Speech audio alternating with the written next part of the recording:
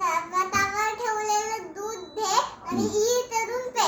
मग ना बाबा निघताना म्हणाले, ससूल्या बरं वाटत नाही आता. ससूल्याने अंथरुणालाच अशी मान हलवली. नाही मग उठ.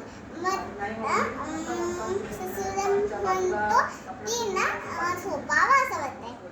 मग बाबा म्हणाले ठीक आहे तर झोप. मग ना बाबा पण शेतात निघून गेले.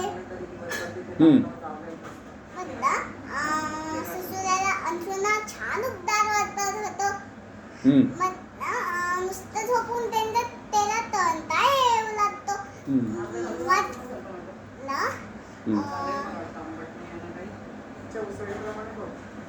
तो उठतो, बाजूलाची घडी करतो आणि अन्नात येऊन शेतात बसतो. मधी पण उन्हात आण शेतात बसलेली असते. मग ससूला मनातच म्हणतो की इथं प्रकार आहे. शाळेत जायचं नाही, काही काम करायचं नाही, काही अभ्यास करायचा नाही. ससूला बट्टाच म्हणली त्याच्या अंधाला सुचली. मग ससूल्याने तिच्या अंगावर हात फिरवला. मग ना थोड्या वेळ ना घरात शापसिटी खेळला. काल आईने केलेला डब्यातला चिवडा खाल्ला आणि थोड्या वेळ घरात फिरला. मग ते ना वाटतं आई गेले तिथे मस्त शेतात जाऊ. मग तो स्वेटर घालतो आणि निघतो. थोडीशी मनीही त्याच्या पाठीमध्ये चालते. मग ससूल्या तिला रागवतो. मग ती परत छोटंसं तोंड करून जाते. मग आंब्याच्या घराच्या खाली थारुताई न शेंगा भाजत असते. ससूल्याला बघताच ना थारुताई म्हणते की ना सुला ये शेंगा खायला. मग ससूला म्हणतो येतो आणि मग तो शेंगा खायला जातो. आणि शेंगा खाताना त्याला मज्जा वाटत असते. मग ना थारुताई त्याला विचारते कुठे गेला एकटाच. मग सांगतो तो शेतात चाललो.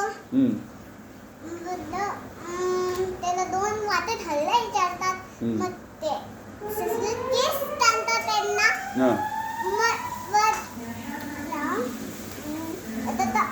जंगल आणखीन दाखवायला जातं.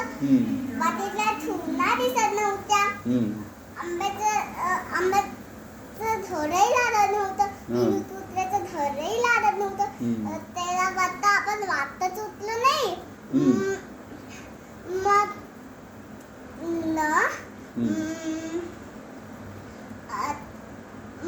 जंगल तर अगदीच ढाल व्हायला लागतं.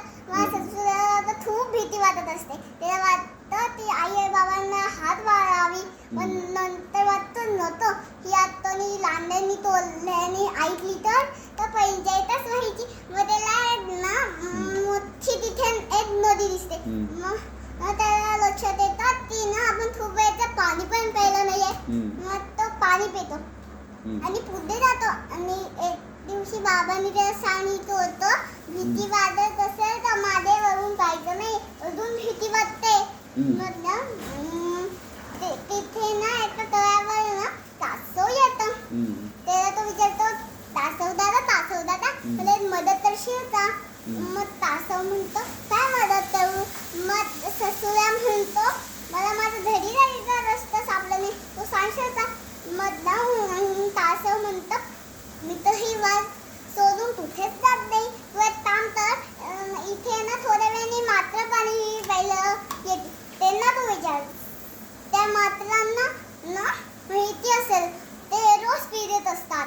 मग न तासव जातो पुढे. मग त्याला अजून भीती वाटायला लागली की आता आईच नाही तर रात्रीपासून आपल्याला याच जन्नत आधी लागेल. मग ना थोड्या वेळाने ना झाडावर मात्रांच्या उद्या येतात. ऐकू त्याला बघतात ती मात्रांची टोळी तिथे पोचते. त्या टोळीचा एक राजा असतो. तो आधी खाली उतरतो, पोटभर पाणी पितो आणि तिथाच्या शेतात जवळच्या दगडावर जाऊन बसतो. आजीची सरी मात्र खाली उतरतात आणि पाणी पितात. मग त्या राजाला तो विचारतो की ना मी वाट चुकलोय. मग ते म्हातारं विचारतं की ना कुठे तुझं घर. मग तो सांगतो. मग ना ते तो राजा म्हणतो की हे घर कोणाला माहिती आहे का. मग ना दोन त्याच्यातली मात्र म्हणतात हो हो आम्हाला माहिती आहे. बडबांधलेली दासरा याच्याच शेतातली होती. मग ना जा तर यायला सोडून असं राजा म्हणतो आणि वाटत तेरी बिरी धाव नका. मग ना ते जातात. ससुरा धावून पळत मात्र वरून झाडावरनं उड्या मारत. मग ना तिकडचा एक म्हातारा झाडावरची तेही तोडतो. वाटेत ना तिघ जण ना तेही बसून थांबतात. पोटात दोन तेही गेल्यावर जरा ससुराला बरं वाटतं. मग थोड्या वेळाने त्याचं धड थारुताईचं धड. मग ना थारुताई म्हणते कुठे होतास ससुरा जा पटकन घरात तुझी आई वाट बघत असेल. मग ना ससुराला बघतात आई म्हणाले कुठे होतास ससुरा. मग ससुरा म्हणतो सगळं सांगतो आधी काहीतरी खायला दे. तोपर्यंत बाबाही आले होतात आणि ना स्वतःपासून ना बाबा ते ना शोधून दमले पण असतात. तसं ते हातपाय धुतात. आई त्यांना गरम सूप देते. मग ना मात्रांना पण सूप देते. मग ना सतत ते ससुराला त्याच्या आई बाबांना सांगतो अशी झाली गोष्ट. अरे वा.